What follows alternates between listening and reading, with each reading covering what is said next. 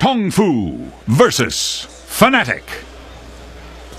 And we're back for game number 2 of this best of 3. An East versus West showdown. Tongfu getting the best of Fnatic in pretty damn convincing fashion, if we're to be completely honest, Rascal. I haven't seen Fnatic. Fnatic isn't a team that really loses like that most of the time. But 22 minutes, give or take, all the time it took for Tongfu to completely dismantle their game plan. And really it all began and ended with that offensive trialing. As the guys at the desk talked about, the draft, it all made sense. But when it came to execution, Tongfu was just on a completely different level.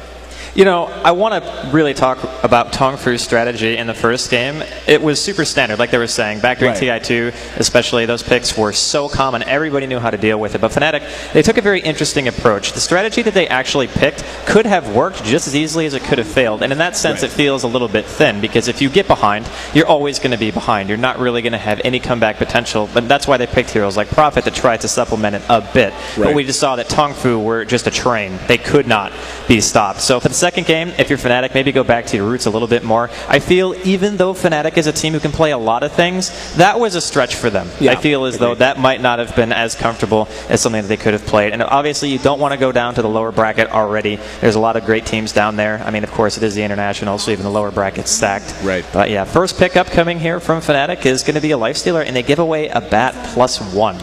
Bat +1, and here's the thing, you know, giving away the Bat +1 to first pick something else, if it's an IO or perhaps even an OD, that's one thing. You know, getting the Lifestealer, and Fnatic loves their multi-core lineups. That's no secret. They love to build lineups around the Lifestealer, a Lone Druid, a Gyrocopter, those heroes that all can function well in the mid-game, but function much better whenever they can give each other some relief from the pressure. But now, the Visage pick given away, and you have a Bat Rider that is an innate counter to your Lifestealer, but of course, you know, giving it away, they knew the Bat was going to be picked, so the lasso that goes through Magic Immunity, that's one way to shut that LS down. But this is why. This is, as you said, like in Game 1, it was a lineup that Fnatic, you know, they can run it, but it was a departure from their sweet spot, a departure from what they're best at. Lifestealer and Chen, that's what they're best at. I like this a lot more already, just because Eric gets his Lifestealer. How many times have we seen him on that hero just dominate? Every time I see him play a Lifestealer game, he's something like 15-1 and some other ridiculous number. It's like he has never, ever had a bad Lifestealer game. So I do love the fact that Fnatic's able to get that first. But Tongfu start off with a ridiculously strong first two. So if you're Fnatic in this situation, typically when you see things like Bat Rider, I love the strategies that revolve around having so many high priority targets that you can't really pick and choose, because the Bat Rider has to look for the golden opportunity, which you don't really want to give him. So we'll see if they want to add anything. I was actually going to say DK, but of course Tongfu take the liberty of banning that out. So not really much of a surprise. We've seen the Lifestealer DK together. It's unstoppable death machine, basically. Just kills all your outer two towers. I think if you get both of those heroes, you should just spawn with no tier 1s. There you go. You know, something we've seen Fnatic run very frequently. They got away from it from a while, but you and I want to say we actually saw them do it in the prelims. I mean, to be honest, all the games start to run together when you do that many in such a short stretch. But they love to do a Lifestealer plus a Lone Druid plus a Chen. That kind of a lineup, especially if you can get the Lone Druid off to a very good start, it's so hard to stop, because you can just let the bear take a lot of the damage, let him slow push. You can use the magic immunity from Rage on Lifestealer, go in, take a few swipes, back out, and just wait for it to come off cooldown over and over and over. And the idea, and this is something I actually talked about a lot with Puppy whenever I was casting with him during the G1. Whenever you think about Lone Druid, the proper way to look at that hero isn't what the bear does, it's how do you get past the bear, because at any point in the game, unless you just pick him off by himself, which granted a Bat Rider is going to be able to do very effectively, unless you just do that, you're always thinking, how do I get past the bear to get to the other heroes that I need to get to? And in many cases, and especially with the Chen on the lineup already, when he has Hand of God, the longevity that's going to give them in team fights, plus all of the creeps and Lifestealer's innate skill set, you can see how this kind of lineup can get out of control very quickly. But Tongfu, grabbing a team fight hero in their own right, they've got 3 damn strong picks coming out now with the Gyrocopter. And the Gyrocopter, of course, like you said, solidifies a lot of team fight. The thing about Tongfu is they still have a lot of options. If they wanted to, they could go aggressive. It's less likely on Dire's side. But I was actually talking to Era this morning about it, and he brought up a really, really good point. If you're Dire side and you're running an aggressive tri-lane, there's a lot more spots you can actually ward the pole camp, and it's a lot harder to de-ward, whereas the Dire pole camp, you can de-ward it pretty much every time with 2 sentries. There's not going to be any issues with that. So we'll see if Tongfu want to try to do that. I have a feeling they won't, just because they have a 1-game lead right now, and it's really safe to just go let the gyrocopter farm, have the Visage, pick maybe another hero. Nyx actually is still in the pool, and that was a really common dual support that we've been seeing during this tournament, and you can just use that to roam. But of course, we haven't seen what Fnatic's going to be fielding mid just yet. They need another support, and they of course need Trixie's hero as well. So I think Fnatic, though, given I haven't seen the third pick yet, I just feel comfortable with them on those heroes. I mean, that's the best way I think I can put it. No, I exactly agree. It's like this third pick, it almost doesn't matter. Like they, you know, having the gyrocopter taken away, they already had the DK ban. Those are two good options that function in that way I mentioned. There's just this subset of heroes, this subset of carries that do have late game potential, but they can do a lot so long as they're able to run in a multi-core lineup. And two of those, the gyro and the lifesteal, are already picked up. And we can see Fnatic burning through their time, taking their sweet time with this third pickup. And this is really going to give us the complexion of the lineup. It's actually going to be a Venomancer. So Venom, one of those heroes that used to be immensely popular, even going back to the International 2012. We saw him picked and played very frequently there. But now whenever you look at what they're going to be able to do, it is very difficult to engage into a Veno, especially if you're a bad rider before Force Staff. Getting galed after you jump in and try to lasso, then try to pull him back. And then the Storm Spirit now, pick up from Tongfu. I'll tell you what, it looks to me like Tongfu is ready for this Fnatic lineup. And you know, we talked about it last game whenever we saw the Chen and how it worked in their lineup. This time, obviously, Fnatic the one rocking the Chen, but Tongfu is just willing to fight. When you have two of the best initiators in the entire game in Bat and Storm, and now Fnatic finally gets their initiation, but the damage output from Tongfu has the potential to be immense. If the Storm initiates on you, or the Bat initiates on you with that team, it's going to be really hard to save you, even if you get sent back, even if you get Chen healed, because of the Visage Burst and Gyrocopter, of course, on top of that. It's going to be a lot of pain in a nutshell. And the Puck pick was necessary for Fnatic. They couldn't not pick Puck here. If they didn't, they'd have nothing to deal with Storm. In the laning phase, Puck is going to edge out Storm, not by a large margin, but he'll be able to do quite well. And the Bat Rider could be in the off lane in this situation, which means Tongfu probably need one more support. But, of course, people have been known to throw curveballs before. I just feel as though Fnatic is a lot more standard in their pick. They've basically taken Tongfu's approach in Game 1 here and Game 2, and of course they're going to be looking for Trixie's heroes still. They're probably not going to be going aggressive, but they might be anticipating that Tongfu are. Right. Typically when you have a hero like a Venomancer, it offsets the imbalance of picking what people refer to as greedy heroes, and all that really means is you're not really great at fighting early, whereas I don't know if any other support other than Veno can compensate for it that well. So it looks like Tongfu's choice is going to be Bane. Kind of surprised that hero made it so far in the pool, actually, when Fnatic first picked a Lifestealer. But I suppose if you're Tongfu, you already have the Bat, you feel pretty confident that you're going to be able to control him. So Tongfu's lineup is done, and Fnatic, one more to go. When you look at what Tongfu has picked here, I would actually be a little bit surprised that they didn't run an offensive tri-lane. I mean, when you talk about effective heroes that are trying to shut down a Chen tri-lane, whenever you have a Bane, he could Nightmare one of the creeps if you have to. You're going to have Visage. And the Gyrocopter, of course, Gyro, a monster in an offensive tri-lane whenever he has heroes that can allow him to get close. And when you're going to have Nightmare for that, you're going to have Grave Chill out of Visage. That would be so good because it frees up two solo lanes for two heroes that really want a solo lane. And the times that you see Storm Spirit get completely out of control tend to be based on him getting a nice amount of experience, be it out of mid or being given a solo safe lane, which might be the case as he would be matched up against the Prophet, which would be an annoying matchup for him, but he would still get the levels. He would still get a base amount of gold as Fnatic has completed their lineup with that Nature's Prophet, and this is a flat-out overwhelm you lineup. That's the only way to say it. They just want to get a bunch of stuff and run them into a tower. Well, that's kind of been the game plan for either team so far in this best of three, at least, you know. So, Fnatic, I do favor this kind of a style for them. I think that's pretty much the theme here, is this is more within their comfort zone.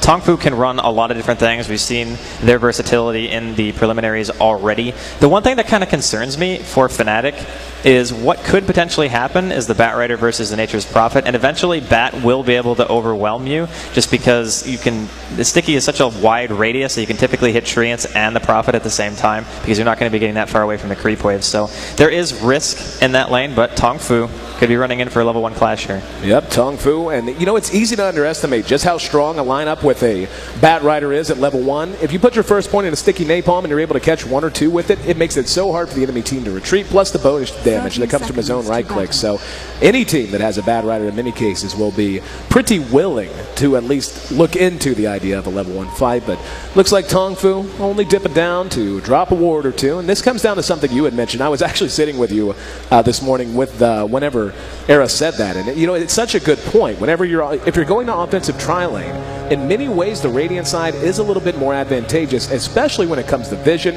and camp blocking. We already see 2 put down, going to make it very difficult for this Chen, especially if they continue. And look at this, another sentry going down to block the hard camp, and that's going to be, you know, No-Tail's going to be a little bit pressed to get a nice start here.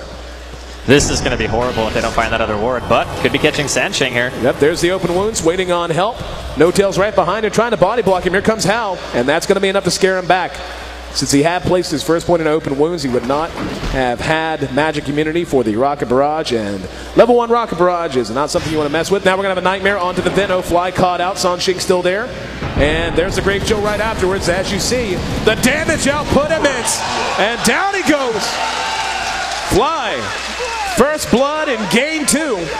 Not the start Fnatic wanted, but Tongfu already looking big and in charge in this offensive tri-lane.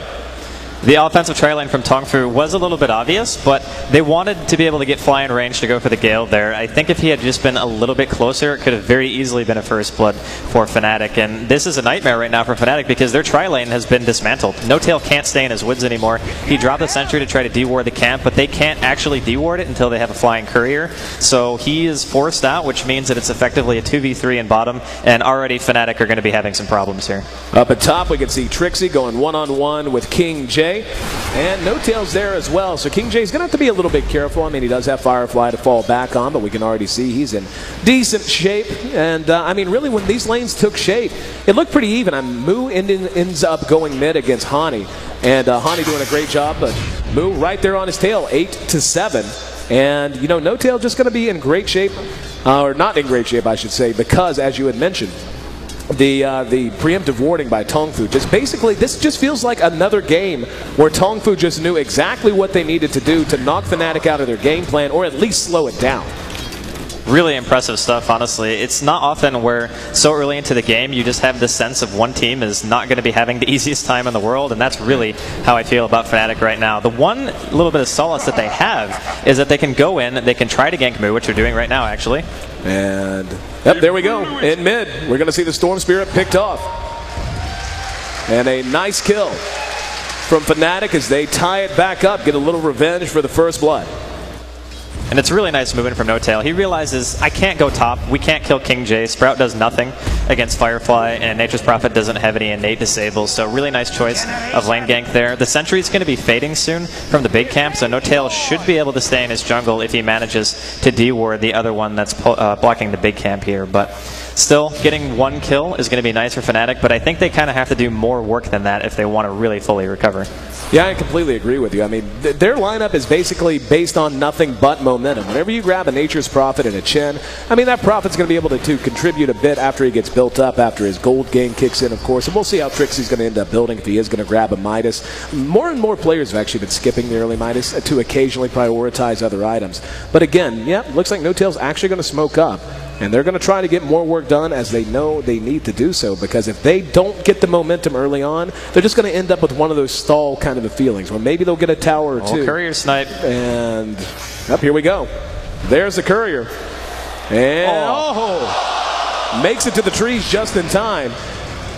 And Trixie going to be playing back at Lee. Well, no, never mind. He's going to run forward to the shot and get himself a set of boots. Down at bottom, we can see Era having a very difficult time. He's sitting at 2 last hits. 2 compared to the 22 of Hao. I mean, really, these lanes are just completely coming apart at the seams, and Tongfu just dominating.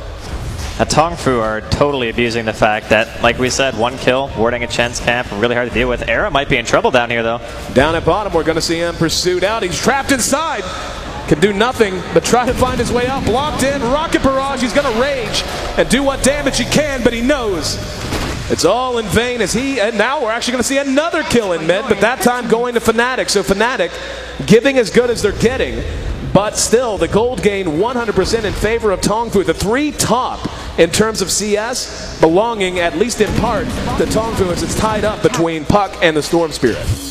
You know, the one thing that keeps going through my mind right now is that Fnatic weren't expecting an aggressive tri-lane. If you look at Era's inventory, he doesn't have a Stout Shield. Even if you were planning on going tri versus tri and you have ranged supports against you and a ranged carry, you would pretty much always buy one in that situation. So maybe Fnatic really weren't expecting it, or maybe they just felt super confident, one or the other. I can't really see any reason why Era would start with those items if he thought that Tongfu were going to actually be laning against him. But things definitely still going well for them. There's some movement now on the side of Fnatic. Fly and No Tail are going to rotate over mid. We're going to see Moo locked down for the moment. He's going to blink away. But yeah, no follow-up to the coil. 2-2 it remains. A little bit of movement here and there. But yeah, and this is exactly kind of what I'm talking about. You know, Hani spent the coil, but if they're not real careful, if they don't start making things happen elsewhere, you're going to have this feeling like we saw right there. They just kind of went for it and then petered out. They just couldn't follow it up. They didn't have the confidence to do so. They're going to rotate Fly and No Tail down to bottom now. And Hao and Banana are in position. Sanshing's there as well. Centaur going to poke his big snout over across the woods and see that it's not the safest place to be at the moment. Storm's actually making his way through the woods right now, but the Bad Rider has got to be getting close to his blink at this point. Yeah, he's about halfway there. And once he gets that blink, it's going to get even worse. It's not like normal where you say, do I want to last at the Lifestealer, do I want to go for the Puck, or do I want to go for the Chen? Well, the fact of the matter is, No Tail hasn't really had the most spectacular early game because his jungle got warded, and to his credit, he actually still has 1 kill and 1 assist, so his movement has been great, but he's still playing from behind, so you don't have to emphasize going for that hero as much. In Era, I mean, what can you say? He's got 10 creep kills at 6 minutes. He is definitely not having the time of his life either, so the Bat Rider's job is made easier by the fact that Fnatic are pretty much playing from behind from the get-go. So Tongfu, if they want to try to group up and start applying pressure, they can. The one good thing for Fnatic is that Moo has been really, really held down here in middle. He's not even 6 yet. 24 CS to the 32 of Puck. He hung in there in terms of that. I mean, obviously he got beat pretty badly, but not crushed. But yeah, as you mentioned, he's already ducked into the jungle just for fear of being caught out again before he hits level 6. Now we're going to see open wounds on the Hao. There's a Gale as well. Sanshing coming to try and help. Bates there. Does not have Fiend's Grip, and we will see the gyro drop and a Sprout. How beautiful initiation of Hani. Caught them both with the Waning Rift and the coil, and No Tail, who had about as bad a start as a Chin could hope, or could hate to have, now has 3 kills to his credit, 3-0-2. Fnatic blowing this game back open, and we were talking about momentum, Draskell. This is that catalyst they needed. They needed that so badly, and they're going to be able to apply a lot of pressure to this tower as well. I don't think Tongfu are going to defend. The Gyrocopter is only level 5, so there's no call down. They are going to throw out the Glyph, but since the Bat Rider still doesn't have money for his blink, I think Fnatic are going to be able to get their first tower of the game right here. Tower down below half. Yep, not going to be any sort of a true response on Shing's there in case they decide to push on through, and they very well might. I mean, No Tail's got an Ursa. Yeah, they're at least going to test the waters, at least try to force some kind of a reaction. Taking a look at the Bat, he's just short of that Blink Dagger, and for sure if he had it right now, they'd feel much better about taking a fight. Hani still has Coil on cooldown, so any kind of fight, there's actually going to be a Gale thrown out, Banana Cobb with it. And Fnatic at least getting some work done. However, Hao in the meantime is creep cutting and getting a lot of CS out of this top lane. But it looks like Fnatic finally will just give up the ghost as the last of the creeps die. And mid, Moo even, who is now level 7, so he's going to have that mobility Storm Spirit is characterized by. Doing a little bit of damage to the tier 1, but it looks like both teams ready for a breather, fall back to their respective corners. I like Fnatic's decision to fall back. No reason to push it too much. You just got a huge turnaround. You don't want to just go and throw that away. And the nice thing is that Hani is not really far behind at all. His CS was actually higher than the Storm's until just recently. Moo's been able to recover, of course, due to that bottom gank. But he's going to have his blink in about 600 gold. That does allow Fnatic to initiate pretty much whenever they see fit. So both these teams have the capability of jumping. I just always really favor Puck initiations because he's actually opted to max Waning Rift, so his silence is going to be 3 seconds. Which means in that 3 seconds, you're going to have Era able to hit on pretty much whoever he wants, and he's starting to recover now because Tongfu aren't actually sitting against him in the bottom lane. So Fnatic have definitely gotten themselves back into this game. in a big way. And I know it's really early, but whenever you have Chen lineups and they're not able to accomplish a whole lot and you're forced to move a lot, it hurts them so bad. So I'm glad to see that Fnatic has been able to come back with that gank. Yeah, most Chen lineups are kind of like a train. It takes a while to get them up to speed, but once they're there and they have that momentum, it takes a lot to slow them down. And very often you'll just see those kind of lineups derailed, if you follow the metaphor, and not going to be the case this time as Fnatic able to get the engines roaring very early on. 5-2 as we approach 10 minutes. We can see it's a very close game nonetheless. Less than 500 gold separating these two teams. 1,000 experience actually moving in favor of Tongfu. But yeah, I mean, when you look at where things were in the gold, Tongfu was on the way to a decent lead at this early stage. They were coming up on 1,500. Instead, they managed to turn around and give themselves a 500 gold lead. Now we are going to see Tongfu smoking up, and that blink dagger going to be shown off, and he's going to try to jump away. Beautiful play by Hani, showing off that APM. The haste rune certainly not hurting things either. Elsewhere, we can see the Prophet is hooked up with Era. They might try to split push this as very wisely, and this is just such good sense out of Fnatic, realizing, like, okay, there was probably a whole team there, and they were probably smoke ganking, which means they are completely out of position to defend this this wide side bottom lane tier 2, and they still have their tier 1 up, so perhaps thinking they can trade a tier 1 for a tier 2 here. Definitely a trade you're going to want to make if you're Fnatic. They're going to TP to it, though, and King J is going to be able to blink away for the time being. I think he's more here to just delay it. I don't think he necessarily can stop it on his own. Yeah. There's going to be open wounds on him, actually. They can't pursue him over the woods. A lot of damage being done. Era gets him with the Infest. What a play. Now the counter initiation called out Zera as his Grave Chill Storm. Going to get some payback with the Vortex. And Tongfu answers with a kill of their own. They're going to be able to deny this tower if they time it right. Let's see if there it is. Gyro gets the deny, and in the meantime, that tier 1 is still standing just outside of deny range. Such a heads-up play. Hang on. Fnatic actually going to bring down a tower elsewhere. Now, this is what Fnatic does best, and this is when they look the best. Whenever they're able to control the map to set the tone and pace of the game, and they are just so good at moving in small packs of 2, of 3, and finding openings in lanes, anticipating reactions out of the enemy team, and being elsewhere when those teleports occur to get something done. We are going to see Fnatic smoke up now. They've got 3 smoked up, 1 on the high side, Hani and No-Tail, moving from bottom to top. And the rest of Tongfu actually in a very defensive posture right now. They recognize that this is a very tenuous time for them. They cannot afford to make too many more mistakes as they're beginning to fall behind. Especially since the Chen finishes the mech. That's the big thing here for Fnatic. And because of the fact that the Venomancer went Arcanes, it means Chen doesn't have to waste the money on them. Typically, you'll see people, if they have a really good start, they'll go Arcanes because they know they can get the quick mech. No-Tail, we know he didn't have that good of a start because he had to leave his jungle straight away. So now Tongfu are in a situation where they can't actually fight.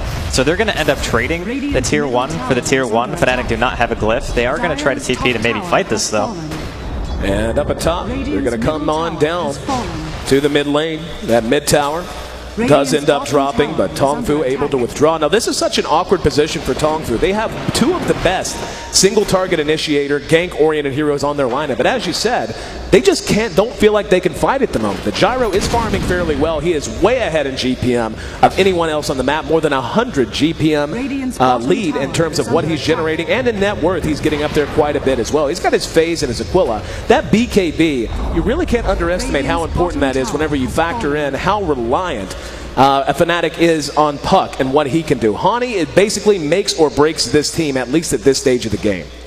His initiations are going to have to be spot on, more or less. Typically, you want to try to catch the Storm. Bane is nice, and of course, King J and the Bat Rider would be nice too. The Gyrocopter is okay, but he's going to have a BKB really soon, so yeah, you're not really going to want to initiate on him anymore. The main thing is, you want to prevent your Chen from getting lassoed or went on by the Storm. That's the big thing, because if he can get the Chen and the mech off, or excuse me, the heal and the mech off during the fight, then you're pretty much good to go. I think Fnatic right now are definitely in really good shape, and because of the fact that Trixie, unlike last game when he was doing this build, I felt like when you're behind, going Midas phase is a little bit risky because you have no real team fight. Now they do. So I think more or less this is the inverse of last game, where Tongfu had really good lanes and I felt like it was going to be tough for Fnatic to deal with, but they pull it out with one really good triple kill and push in bottoms. So still anyone's game, of course, but Fnatic, I would like to see them still applying some pressure. Yeah, I just pulled up the gold graph. That was my concern as well. They have that momentum, but now they're beginning to just kind of peter out. And they're doing this to themselves. It's on them to keep that sense of urgency, to make things happen on the map. Tongfu is happy as can be to have some time to farm up some more items, especially on that Gyro. Gyro's item progression absolutely huge because they're relying on him to not only survive in these fights, to continue to pour out magic damage with Rocket Barrage, but they want him to be building physical damage very, very soon. He's already got the phase, which certainly helps. But after that BKB, it wouldn't surprise me at all to see him skip going with any kind of a Helm of the Dominator and instead just go straight up with some kind of a damage approach that'll allow them to begin to be a little bit more, basically to put this Storm Spirit and this Bat Rider to use, because so far these two heroes have done very little else other than farm. Well, Mu hasn't really had a choice, unfortunately. He got ganked twice before level 5, and that is the nightmare if you're a Storm. You do not want to get ganked before level 6, because what ends up happening is you can't escape it. He's very, very vulnerable during that time. So that's actually one thing that worked in Fnatic's favor, is when No-Tail had to leave his jungle, mid actually became easier to gank. So Mu, unfortunately, receiving a couple of deaths in the early game. And they could be going for another one here, but I don't think they have vision of the high ground. Wow, they are so close to getting revealed by Mu. Honey with a passenger. Oh, this could be bad. There we go. He gets a waiting rift off on one. BKB, though, going to buy Hal some time. And Era stunned down there. They're going to mech through it. Damage being done on both sides. Hand of God gets it back up. And Hal locked down with the net. What a coil. Got the two they needed. Sanxing chasing Hani away, but the fight now beginning to turn. It's 2 for 1 so far. Mu reinitiating, flies in trouble. Hani trying to help him out, but one more auto attack, enough to make it a double kill for Mu. Hani trying to bottle through after the phase shift. Trixie's auto attacks, enough to force Mu out, and he will be netted. What a play as Fnatic manages to make it a full 5-man wipe and blow this game wide open. That was superb, honestly, by Fnatic. They walked up the hill, they saw that Tongfu was more or less out of position. That BKB just finished. He used a 10-second BKB, and he was so low by the time the rest of his team got there that How simply couldn't fight. I mean, how are you going to fight when you have 20% HP? Era's at full. The Hand of God and the mech were both used. Fnatic just had way too much in the tank for Tongfu to compete that fight. But you kind of have to fight it if you're Tongfu, because if you just let your carry die and then they walk into the tower, there's a good chance they're going to lose it anyway. So they commit. They unfortunately make not the best trade in the entire world, and Fnatic just getting more and more momentum here.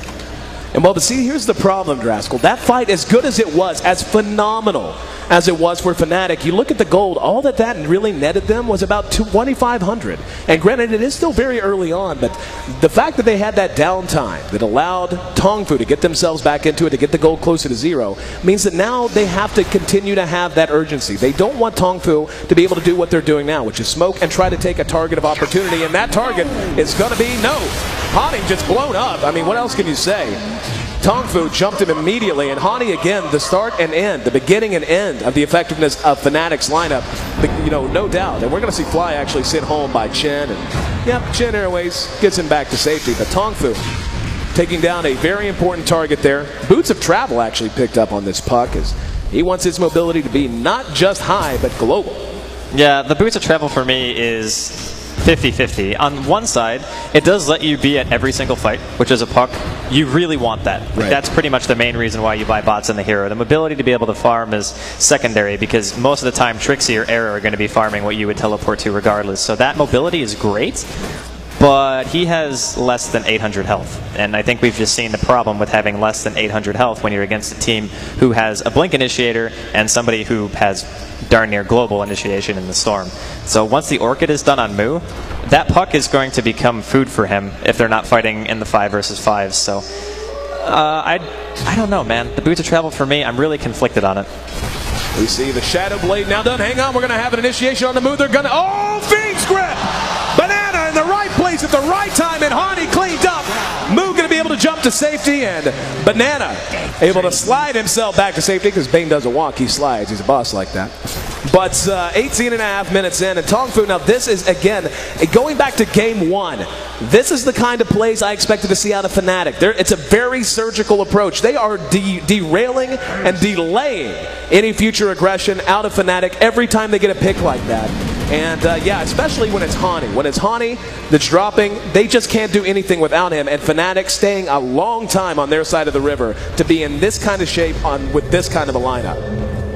Well, Tongfu, the other secondary effect that their ganks are having is if you look at them right now, King J is actually getting closer to his own BKB. Yep. Hao has a BKB, of course, and Moo's probably going to be making one after his Orchid. And at that stage, heroes like Venomancer, the Puck, the Chen, they fall off pretty significantly. So I think Fnatic probably wanted to have more done by the stage in the game. They've gotten almost every single outer tier tower except for the tier 2 mid. But you want to have map control against Tongfu. You don't want to let them have areas to farm, because once that happens, Era had such a poor start that he doesn't have enough right now to really carry the team by himself. And Trixie doesn't either. I mean, Trixie's still farming very well, but they need more time.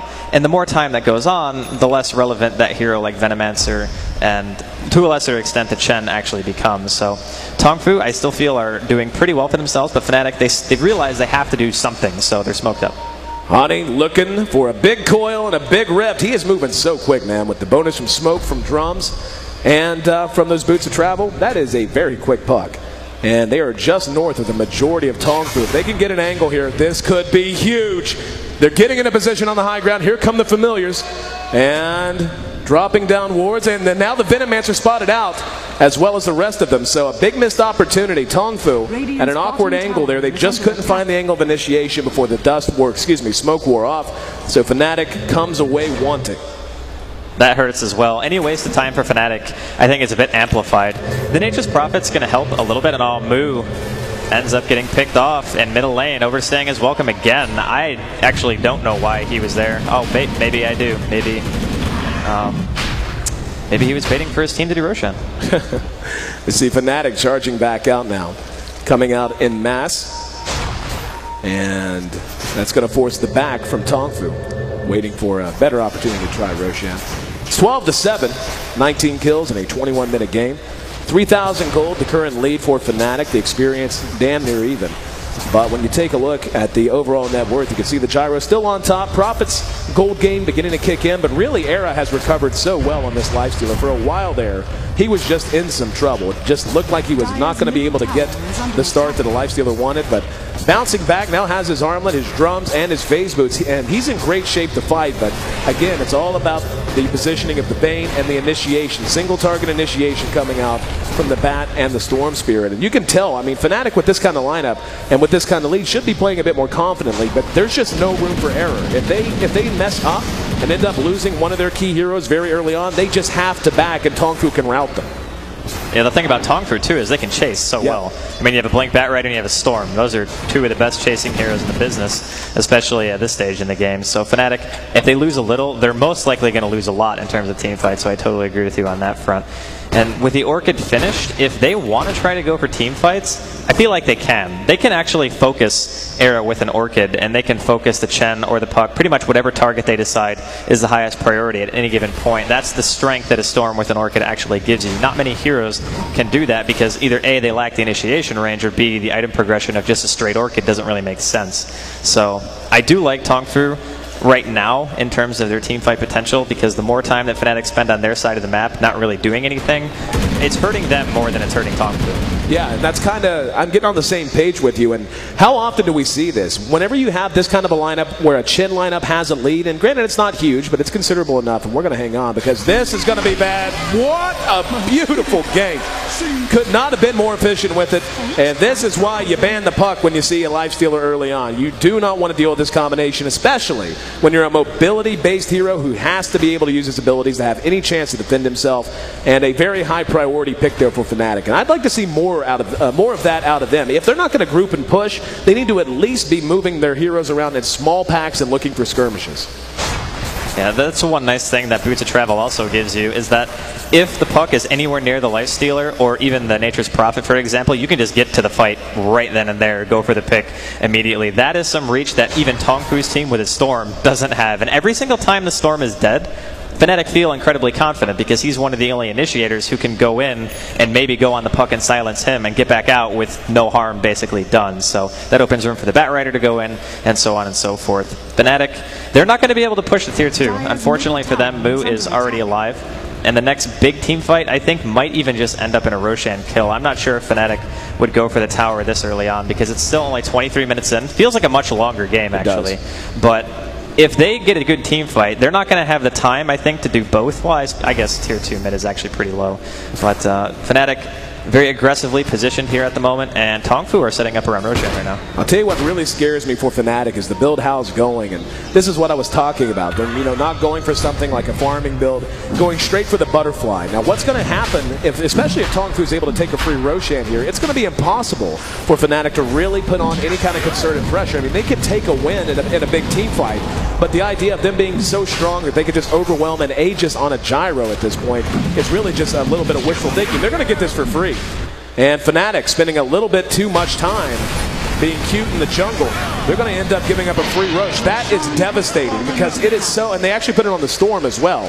So having Moo ready to come back up with a full health bar and full mana bar after he dies in one of these fights and be able to, as we said, chase or clean a fight up, it's going to be gigantic. But the gyro, again, getting a butterfly, once he has magic immunity and he has the evasion of a butterfly, how's Fnatic going to damage it? They just don't have any other way, and it's pretty obvious, but even their magic damage before was not that impressive, and that was negated, but at least they had the lifestealer to fall back on with his right click. Once that's negated, or at least mitigated, it's going to be just so hard for them to be able to bring down that gyro.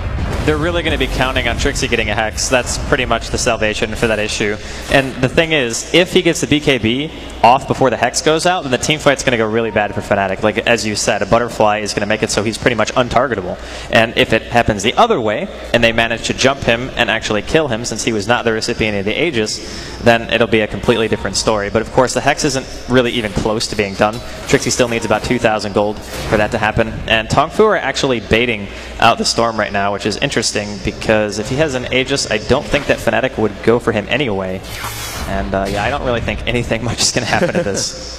Yeah, it looks like that Fnatic not all that interested in taking the bait.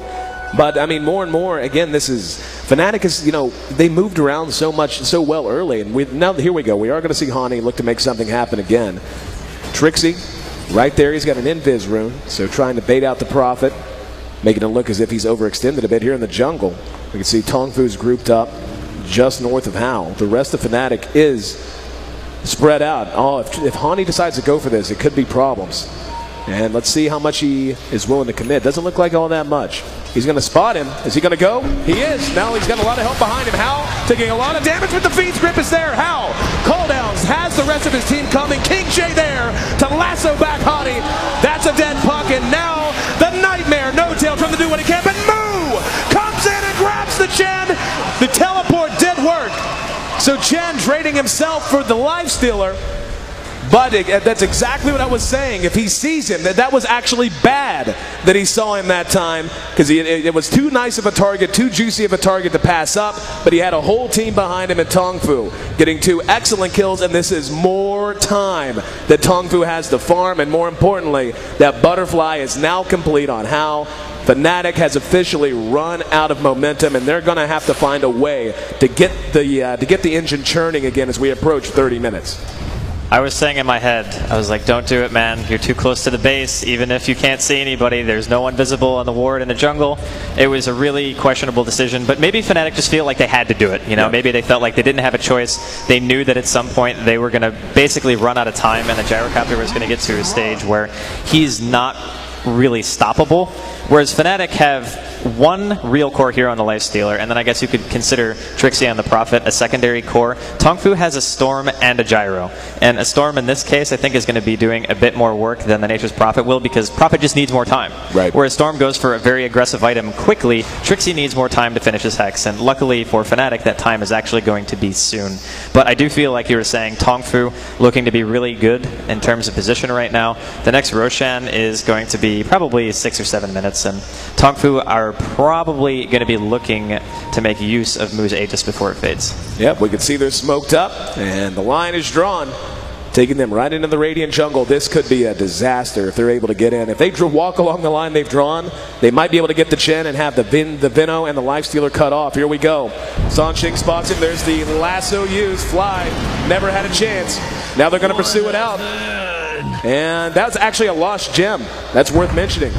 And they're going to go ahead and try to get the Chen creeps, but not going to work out. Losing the Vino, of all the heroes that could have lost there, that was probably the one they're most likely to absorb. 20 seconds until he's back up.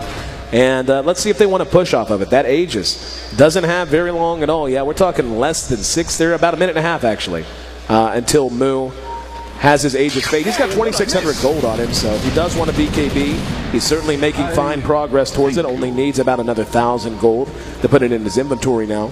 And they are going to go ahead and walk down the lane. Looks like there's going to be no contesting of this. Perhaps trying to just get some split push going with Trixie at top. That's pretty much their only option. They clearly can't defend. They bought the gem for defensive purposes. When you're playing against a team that has amazing initiation, dewarding your jungle is almost a must. You know, you want to make sure that they can't see you, so they feel a bit more hesitant about playing that aggressive. But Tongfu, they get it for free. That actually hurts them so badly because, I mean, how can they even afford a gem if you're Fnatic right now? Yep. The supports are always going to be very strapped for money, and losing something like that is a massive, massive impact in the game. And Trixie and Hani here inside of the woods for Tongfu, trying to find somebody, but I don't really think they're going to get the opportunity. The one nice thing is that the Hex is done on Trixie, so if they do catch somebody, they can kill for sure now. It's not going to be like before where Hao was able to get the BKB and his team support. Even if his team is there, if they focus him, he most likely will end up dying. Tongfu playing this very patiently. The Aegis reclaimed in 30 seconds, so it doesn't look like they're going to get any real use out of that. And they may just wait out another Aegis, and like Fnatic it's reached that point where they're so built, especially the gyro. Again, you can't even engage him. He's about to go buy a Demon Edge, most likely. We'll see if he does stop off and pick it up. Nope, just going to blow on by. He's got 3,300 gold in the bank. So we'll see what item he wants to pick up. There's the BKB bot on the Storm Spirit. And they're running out of targets, man. They're running out of people they can actually do damage to. That's pretty much the recurring problem. Their lineup, like Fnatic's lineup, has a good damage split in terms of how much magic damage they have versus how much physical. Yep. But at the same time, that can backfire when your physical damage dealers aren't farmed enough to do enough to the heroes that have BKBs, and that's kind of what's happening right here. And a lot of that goes back to the very early game when we saw Era. I mean, he is still trying to recover. It's 31 minutes in. Yep. This lifestealer has 113 CS. That is below 5 CS a minute. That is really, really hard to deal with, especially considering right now the gyrocopter is almost at 300, so yeah. He's closer to 10 CS a minute. And Hao just bought a reverse, so I think he might just be going straight for the Satanic, just be totally unkillable, walk up the ramp, attack the tower, and just yell, "Come at me." I think that's pretty much the goal. And right now, I mean, the Fnatic, it's one of those bizarre games where they had so much momentum and seemed to be in such a good situation leading things off. But look at the gold graph. It is, I mean, it's been slow. It hasn't been a gigantic, abrupt change. But Tongfu is just more efficient in their farming. They can play much more aggressive when they choose to do so. Because Fnatic, the only way Fnatic's aggression really works is in the early phase, they can get away with running 2 or 3 around. But now that you're at 30 minutes, that's much more difficult to do. What you want to do in this situation is begin to just 5-on-5. And they're not bad in that department one little bit, especially if they get the jump on Tongfu, who has 2 great single-target initiators, which tend to be the best getting the jump on you. But they've just waited around so long that Tongfu is just getting too full. Like they have too much stuff, too many items, and yeah, I mean, Hal's not far at all now from finishing that Satanic. I mean, he's gonna be there very, very soon. And once that happens, even with Era's damage, I seriously doubt they'll be able to kill him. They'll need like a Hex before the BKB, yep, while the Satanic is like on, in order to even kill him, which is a pretty hard window to find. But I think they could still kill him. It's just going to be very difficult, because say you do focus Hao, right? You go into the fight, you Hex him right away, you go in, you have a Storm for counter initiation, and you have a Bat Rider and a Bane. That's a really, really scary counter-initiation squad, at least if you're in Fnatic shoes right now. But you kind of get this feeling of helplessness right now from Fnatic. I mean, really, what can they do? Can they walk in and take a fight against Hao with as farmed as he is? Because Era went essentially a mid-game item build, and he had to. I'm not saying that he really had a choice because he was so far behind, but because of the fact that he's gone a build like this, he wants to try to be active because he realizes his team's purpose is during the mid-game. Well, it's getting past mid-game now, and they haven't gotten enough. They needed a Rax. They haven't even killed the Tier 2 mid yet. And Tongfu, during the ultra late, the way that Hao's building, this is the hardest of the hardest carry builds. Butterfly, Satanic, BKB, and probably into something like an MKB or a crit. Right. That is about as hard carry as you get. Yep, the way it feels is basically Hao decided it was time for the late game and didn't ask Fnatic, and Fnatic's not too happy about it. And yeah, he's got his Satanic done. He just finished his Satanic. His net worth is, I mean, the only person keeping pace is Prophet, and the problem is that we actually are going to see a tower end up getting destroyed. But, you know, the problem is, as farmed as Prophet is, he's not a hero who can just deal with a gyro on his own. And where are the other sources of damage? As you mentioned, Era having to go necessarily, essentially, with a mid-game item build, and it worked. That's the thing. Fnatic was in very, very good shape. They had taken map control. They had put Tongfu back on their back foot.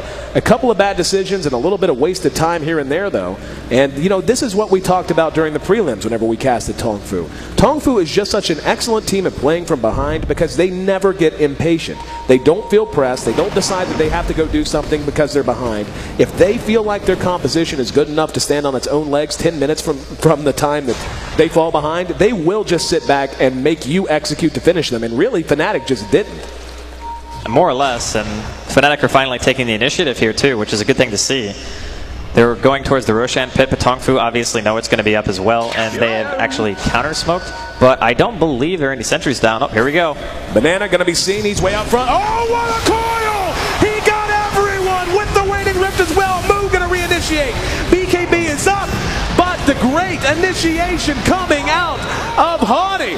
How? He's hexed out. He's down to half health. He's used the Satanic already. Moo can do little but drop a remnant, and now he's isolated out. He's silenced out, and he will drop. How's there, though? King J going to get the lasso out on Era. They actually chained the ultimates there. Not the best execution. Buybacks on both sides. Banana chasing him out. Wow, Moo coming from nowhere, coming from downtown. And buybacks aplenty on both sides. Roshan at stake here, and in the end, we actually end up with the exact same thing we started with, Fnatic ahead by 3 kills. That initiation was the only reason that team fight went even a little bit well for Fnatic. I mean, what more could you ask for? The downside is Chen actually died, I believe, or didn't get to use his heal. Yeah. Something happened to Chen and he didn't get to use his heal, which is a bit of a bummer. But they over-pursued. When you see double buyback after you win the initial engagement, you don't try to go back in, but here we go. There's the infest out. We're going to see Moo in trouble. Roach still standing. Banana hexed out on top. In the meantime, the call down's going to reinitiate. Hand of God. Not enough to keep him alive. Hal now hit with the open wounds. Roach at about 1/5 health. And that's going to be another 2 for 2. Trading up, check that. Going to be 3 for 2 as Trixie tracks down the Bane. San Shang now in some trouble as the body block from Trixie's Treants locked him down just long enough for Fnatic to make it a double kill for the Prophet. And now Roshan might be their prize. And that was such excellent play there. Trixie using the Treants to body block and prevent the retreat and managing to clean up 2 because of it. I don't understand where Hao was. Like, was Hao just in the pit hitting Roshan the whole time? Because they just completely avoided him, and it feels like, I think he got a double kill, and then they split the fight up, and then Hao decided, I guess, to go for Roshan because he thought the rest of his team maybe could hold off Fnatic, but that was definitely not the case. And we often talk about how farm is very important, but it also depends on who has your farm. Right. And Hao has basically all of their farm. He is almost doubling the next highest in terms of CS on his team. Yep. So if he's not actually in the fight and being active, Fnatic have a very, very good chance of being able to eliminate the other 4, and I think that's more or less what happened. So they give the Aegis to Trixie. Honestly, it would be better on Era, but of course he was dead. He couldn't really do anything about it. But winning those 2 engagements back-to-back, Fnatic definitely not out of this yet. Honestly, you have to identify that as what it is. First of all, it was one of the most amazing puck initiations in tournament play I've ever seen. He caught everyone, and like you said, that was the reason they won there. Without that, that's probably a turnaround, especially after the buybacks. However, Honey is playing a phenomenal game. He's actually picked up a sheep stick of his own. Having the Scythe of Ice is one more way to cope with this gyrocopter. And gyro is getting huge, make no mistake. 3,700 gold. But you want to talk about huge? How about nearly one-shot buying an MKB for Trixie? The guy's inventory, actually he just did, never mind, there's not almost. The guy now has an MKB. He is hitting very hard, 290-ish damage coming out of this Nature's Prophet. And it has really been the play of Trixie and Honey that have held Fnatic together. And that's not to say the rest of the players haven't been doing well. It's just that the composition that they drafted required them to make some plays in some big situations. And they've gotten that out of 2 people, and that's these guys. Definitely really solid performances out of them both. And Fnatic now smoked up. They want to try to go on mid. There's a DD on this puck as well. Like you said, he finished up that Hex. If they get one more decent engagement, considering it's 38 minutes in, right now the only person on the side of Tongfu who has buyback is the gyrocopter. So it's getting to that stage where the fights are having more and more impact impact, and it's really anyone's to take. If Fnatic get that one good engagement, if Hani gets a coil and a silence like he did last time, and there's that kind of follow-up now with the Prophet having an MKB, they could very easily just snowball that into a Rax. Hani going to cross the river, and they will be spotted. There's a ward, yep, and they know it. So dewarded with that gem formerly possessed by Fnatic. They lost that, of course, when the Vino died, but for the moment, able to dodge out the gang. Now they're going to go for it again. That's no tail up front. Now they're going to make sure that they have their chain of initiation down. As we've seen time and time again, whenever they get the jump on Tongfu, hit a couple of key targets, most notably the gyrocopter, being able to force him out of fights. That's whenever they're at their best. And he has 5,000 gold right now. I mean, take a look at the KD. Certainly Fnatic in great shape there. Net worth, the Prophet is keeping pace, but basically outside of the Prophet, at this point, Hal is doubling the farm of the Lifestealers. So, you know, there is going to come a point where, as good as the LS is in most situations, even though he's got a couple of core items, he's just not going to feel nearly as useful as he once did. And really, in terms of physical target or physical DPS against Hal, he's already there. There's just very little he's actually able to do to this Gyro, who has 27 armor, a butterfly, and in case he does get in trouble, a Satanic. So essentially, things are coming down. This Prophet is going to have to take over a lot of carry responsibility. And that's why he goes for the MKB in this case, just to have some surefire damage on How. If push ever comes to shove, they can maybe take him down in the pinch. The one, I guess, upside to the fact that How is so farmed is, hey, he can only really buy one more item after the next one, right? Right. I mean, he's going to have a data list soon, and then he can go one more item, and then his inventory is pretty much full. But as I said, this is pretty much a de facto, I'm going to carry my team with 4 or 5 extremely expensive items, and then, of course, your boots and whatever else you decide to go for. But I don't know, it's interesting because looking at it on paper, you figure Tongfu during the team fights are going to be nigh unstoppable just because of him. But then you see them win the Roche fight basically 2 times in a row, and that's with Tongfu buying back. Sure, Fnatic did too, but it shouldn't really happen. Right. Now, it all comes down to positioning. And the bottom line is it was a great set of plays out of Fnatic at that Roche fight, and a couple of misplays, as you mentioned.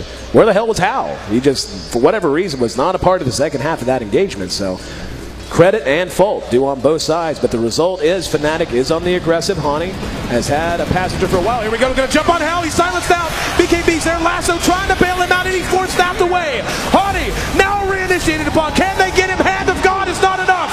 Trixie has the Aegis popped away, and Era trying to retreat will be doing so right into a call down, and now No Tail able to TP away as they lacked any kind of ability to stun. But in the end, Fnatic trying to play aggressive. That's what happens whenever they're just unable to drop the gyro and Tongfu doesn't make any mistakes. The fact that he survived was a brilliant play made by whoever has the Force Staff. I didn't even see who had it, but somebody must, because that's what happened.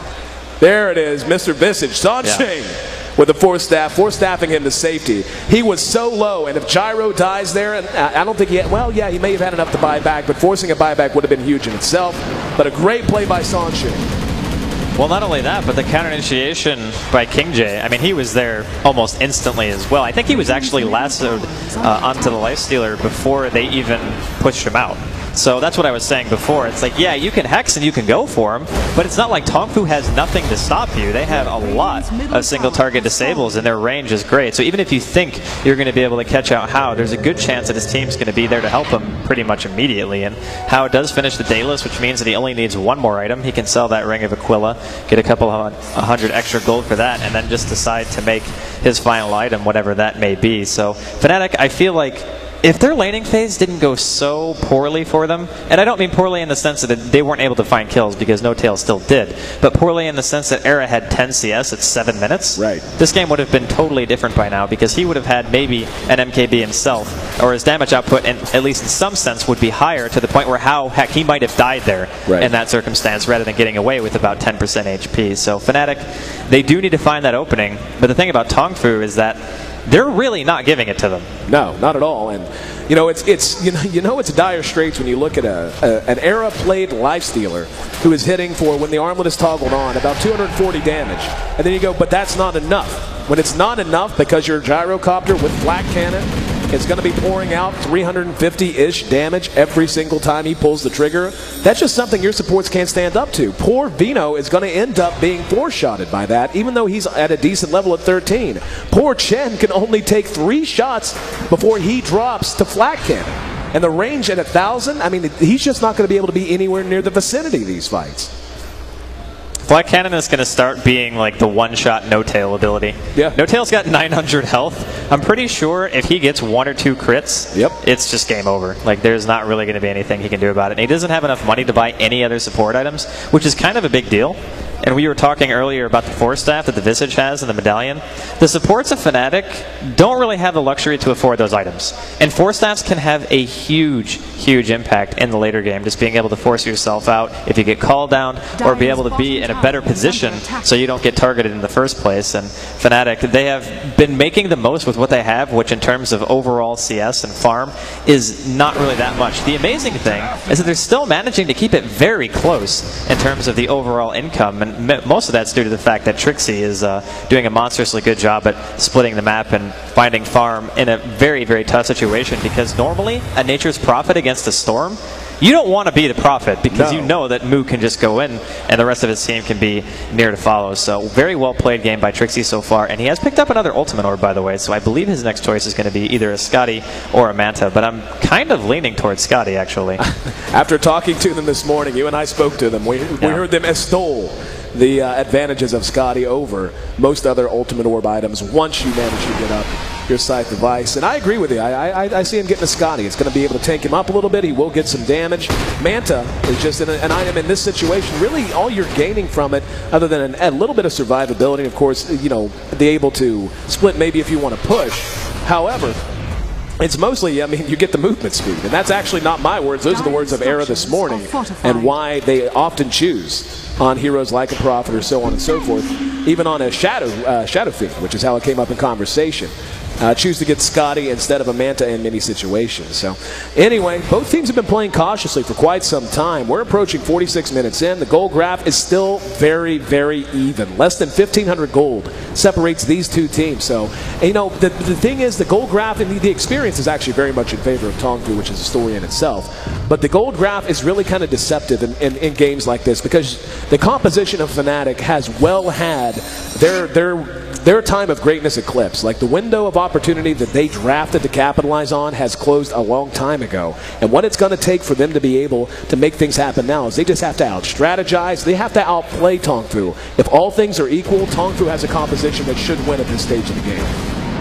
Absolutely. And the weird thing about it, actually, is if Era gets another item, which he's sitting at 4,700 gold right now, I'm assuming his next item choice is going to be MKB, so Trixie and him both have one. If that happens, they might actually have enough damage to take down Hao. The question is, how good is the initiation going to be, and can they focus him hard enough before King J and everyone else on the side of Tongfu is able to help him out? Because if they can, Hao not being in a team fight is an instant win for Fnatic, because like I said, most of the gold difference that they have is pretty much Hao. He's got 557 CS at 47 minutes in. That's completely insane. And he's not any tankier than he was earlier. Yep. Because he didn't buy another tank item, of course, after the Satanic. He just went for damage. And he's got actually 6,300 gold right now. And Tongfu going for Roshan. No contention at all coming out of Fnatic. That's cheese. This might be a problem. Yeah, that's... I mean, I guess I'm a little at a loss. Like, that's a fight that they should feel confident taking. Like, the big threat of Tongfu's lineup is becoming how easily they can crack your tier 3s. There's only one tier 2 still remaining. Just how unbelievably strong Flat Cannon is, because Flat Cannon activates when you attack buildings as well as heroes. So what they're going to be able to do is slow push to death. They have two of the best single target initiators in the entire game, an immense amount of range since they have the Blink Dagger and almost the Force Staff now on the Bad Rider. But again, it really comes down to the Storm Spirit. He already has the BKB and the Scythe of Ice and an Orchid Malevolence. He has the ability by himself to shut down 3 heroes if he manages to catch them out of position. So what they can do is just walk down a lane, slow push, let Hao walk up to the edge of the steps, activate Flat Cannon. That'll clear the entire Fnatic squad away unless they just want to be taking mass amounts of damage for free. So it forces them to either 100% commit with one hero, which will be Puck, or it'll force them to walk forward and try to stand and fight. And that's when Tongfu's lineup begins to shine, because then you have 2 heroes in the Bat and the Storm from, and because of the items they built, can literally, between the two, account for 4 heroes on the side of Fnatic. Well, the initiation range alone is a problem. Yeah. That's something that Fnatic, I think, are probably having the hardest time with. Because if you're playing Fnatic style right now, and you're trying to split push, and you're trying to either do that or take an engagement where you can get some kind of blink initiation, with the reach of Tongfu, their ability to react is some of the best that you're ever going to see in terms of their hero picks, especially the Storm. That's the one that is the biggest deal here. And Mu, even though he's had not really the best start, he started off 0-2, and he was level 5 like 9 minutes into the game. Definitely not something you want. They have fully recovered, and Mu has actually played fantastically during the mid-game. Like his target choice, just his overall counter initiations have been really good, and they are smoked up inside of Fnatic's woods. They're not going to find anyone, fortunately for Fnatic. They're all going to be able to teleport back to base and be safe. But this is pretty much Tongfu's time. Like they have, oh wow, he just goes into the base for Era. And Era sides down. He's down to half health. Yes, they get him. Tongfu able to get the biggest pick off they could have possibly hoped for. Bane taking the last hit on the death, and that is crippling. He has buyback. But if he buys back, they're all in. There's the glyph. Buyback's out. This is going to be Tongfu's time to shine. And they've got the entire team pinned back inside of their base. How? Doing mass amounts of damage. Utterly crippling in the amount of damage he can do. And just look at the tower melt. Visage Familiars and nothing but right clicks from Hal. They have to commit here. This is exactly what I was saying they would do. It's an all or nothing. They can't hang back and defend. They have to just make up their mind, otherwise you're going to see Mu jump them. Here we go. There's the lasso onto the Vino. He's going to be brought back, and now Mu's in there. Going to see the feeds grip onto Era. What immaculate placement out of Banana. Era's going to be scythed out and brain sapped to death. The Aegis does get popped, but that was the last buyback Era had. Trixie, Nightmare, they're just going to wait for help. He's going to be Vortex back, and that'll be that. No tail, pursued back and cleaned up. Buyback out of profit, but he has very little help. And Tongfu, not done. They're going to go take double racks. Hell, they're just going to push to tier 4s. 56 seconds until the life stealer is back up. And Hal, with his Satanic still available, yeah, he's just going to activate the Satanic, lay into the creeps of Flat Cannon. And now down goes one tier 4. The second tier 4 already down to half health. 40 seconds, there's the initiation. Attempted initiation of Hani. They honestly didn't even blink. We see Hal scythed out. He's going to be netted down. Now we're going to see Vino picked off again. Got the ulti off, got it on a couple. Mu taking a lot of damage from that Prophet. Hani, though, phase shifting out, trying to buy himself some time. Trixie going to be pursued out by Mu, and GG! A long one in comparison to our first game. Fnatic looked like they had this game, if not in the bag, at least in control, Draskell. Yeah, their lineup, I really did like their lineup during the early game. Fnatic, they started off with a strategy very similar to what Tongfu did in Game 1. It was pretty standard, at least in terms of a push style. And just from the get-go, Tongfu knew exactly what to lane, exactly how to make it so they wasted some time, just enough to the point where Fnatic didn't have the firm foothold that they really want with a lineup like that. Right. And small things like that can definitely change the impact of a game. 51 minutes, 46 seconds, the official game time, 22-25. The final kill score, Tongfu blanks Fnatic 2-0. Let's throw it back to James and crew and let them break it down. Thank you, AC and Draskell. So there we have it. Tongfu picks up the win 2-0, and the longest game we've had so far in the main event here. But I've got some stuff I want to talk about, but overall, guys, what did you make of the match? Tongfu is just an extremely resilient team, and Banana proving that he is a fantastic support. He kind of halted the momentum for Fnatic. They were on a roll, just getting a lot of pickoffs with the early boost of travel and blink on the puck, as well as the life stealer going crazy. And he was just at the right place at the right time, saving Mu on the bottom lane next to the secret shop, or next to the side shot rather, and then saving the gyrocopter next to the T3. That just halted a lot of the aggression from Fnatic, and that's where a lot of their strength comes into play. And then at the very end, he had the BKB grip on Era to, that was his buyback death too, so that kind of sealed the game. Yeah, Malk, what did you make of the game? Exactly the same as Ben just pointed out. Banana was great on his position with Bane when they were down. And then Fnatic they had a Venomancer on the Chen. They didn't have the shutdown ability in their supports, and Tongfu really utilized that in having Storm Spirit and a Bat Rider, so there's no way of shutting them down. And Storm Spirit had a lot of free reign, jumping back and forth. He died in some of the fights, but he bought back out, came in, swooped up every kill afterwards. Very good play by Tongfu. Bruno? There is something interesting to point out. This Pac Chen Lifestealer combination, this is actually the 4th time they see it today in 5 games. It's kind of the trend of the day. I could say the trend of the tournament as well. Before the tournament, there was just 14 matches total with the 3 playing together, and it was a 50% win rate, 7-7. This tournament, until this game, it was 4-0, and finally now we get the first defeat of this lineup.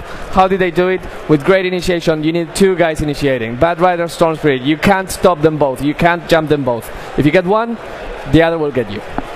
Yeah, that seemed to be the story. Some of the stuff that I found a little bit.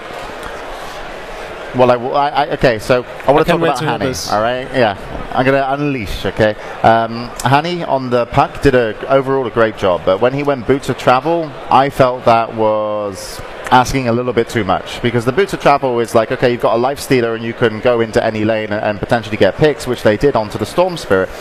But I felt that maybe he needed to go for an item which would work there and then in terms of actually in team fights. I don't want to say Lincoln's, but you know, if you just pick up an ultimate orb, you could either go into Lincoln's if you're constantly fighting, or maybe a sheepstick if you have managed to win some good team fights. You wanted your other side of Vice, yeah? Yeah, and then actually the Lifestealer, even though he had mid-game items, in terms of he didn't have his Sanjin Yasha complete but by then, but I think he had an armlet that early on.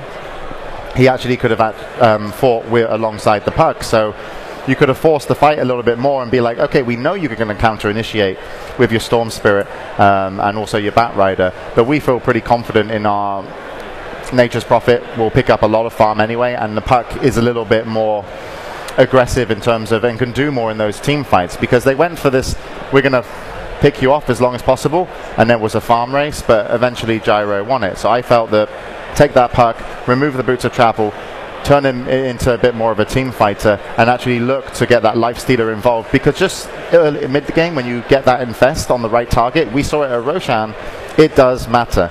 And the Boots of Travel, for me, Tongfu played around it pretty nicely. Yeah, exactly. That's where Banana came into play and was just baiting out their carries, basically.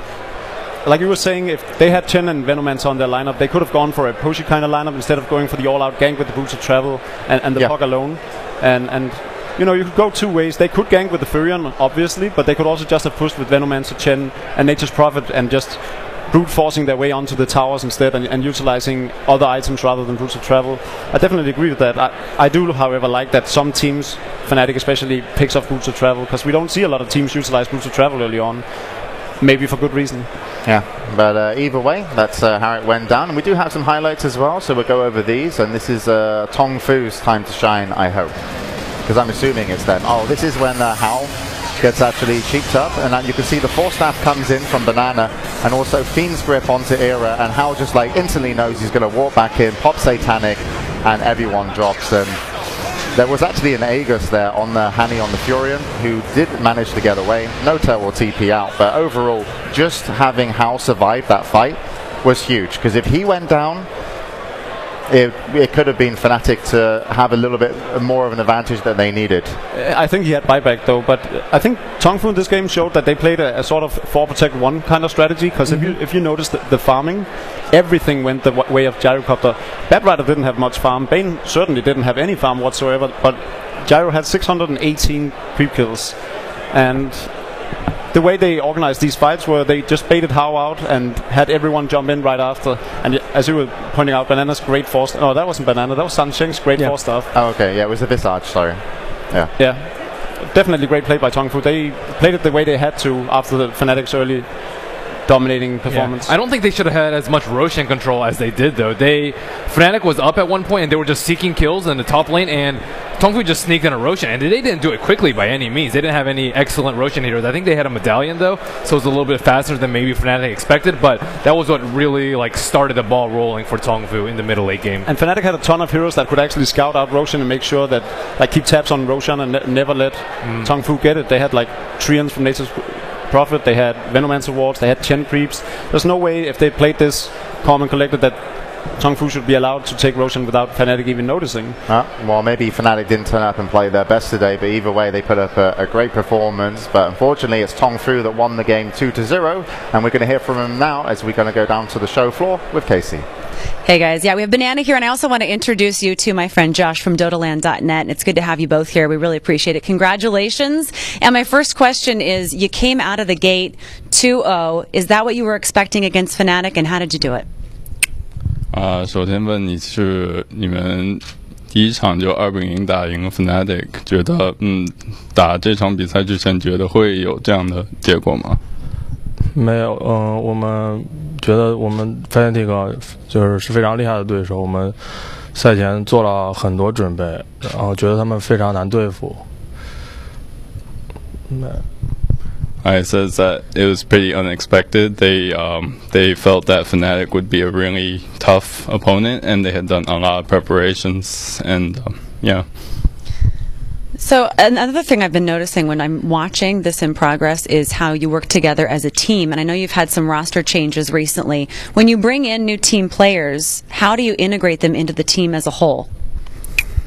说看你们觉得团队挺结合的，就磨合得很好，然后挺团结的，然后你们最近也换过人，然后说是最后怎么磨合过来的？因为我们现在这5个人就私底下关系都比较好，相处的都就是平时都生活在一起，然后一起玩、一起吃饭什么的，就是私下关系比较好的。所以说私下关系好才能打得好，就是相处的比较融洽，然后就是平时就是打的时候就想法比较一致，就是执行力就比较强。So he says the main thing is that they all get along outside of the game. They're all good friends, and by getting along well and being good friends, it means that they tend to think together and be able to execute together. Yeah, they really become part of a family. So I know Navi is next, and I understand that you've practiced with Navi before. What are your thoughts looking ahead to Navi, and what was it like practicing with them? 你们下一场应该是对阵 Navi。那么 Navi 今年来中国的时候，你们有没有跟他们练过？我们在那个比赛上跟他们打过，然后就是1胜1负吧，但是比较关键性的淘汰赛输给他们了，所以我们这次很想报仇。So first, he says that earlier this year in official tournament setting, they had played against Navi and ended up being eliminated by them. So they really want to be able to get revenge for that. 然后还有就是对下一场打 Navi 还有什么别的看法吗？Navi 是我们觉得就是这次比赛就是夺冠热门，是比较最难对付的对手之一吧，所以我们肯定会认真的准备对他们的比赛。And as for what he thinks about Navi as a whole, they're one of the favorites to win it all here. So they're definitely a really tough opponent. So they're gonna. But seeking revenge, them's fighting words. I like that. Last question. This actually comes from my new friend Patrick from the audience, who went out and chatted with some of the fans in the audience, and he wants to know, and I quote, "How are you so good?" 这个是来自外面现场观众的一个问题，然后问是你们到底是怎么达到这么厉害的境界？就是因为我们喜欢 DOTA 这个游戏，热爱这个游戏，然后加上就是我们平时训练比较刻苦，打的很多，就是可能水平会比较好。So he says it stems from a love for the game. They just play a lot. They train a lot, and so this is the result of hard work. And that's what makes it fun to watch. Thank you both so much, Banana. Congratulations. Good luck in the next round. Thank you again, Josh. And another thing, guys, that I learned when I was out in the audience, I now know what a brony is. So, put that in your pipe and smoke it. James? Brony. Was that a Brody? Yeah.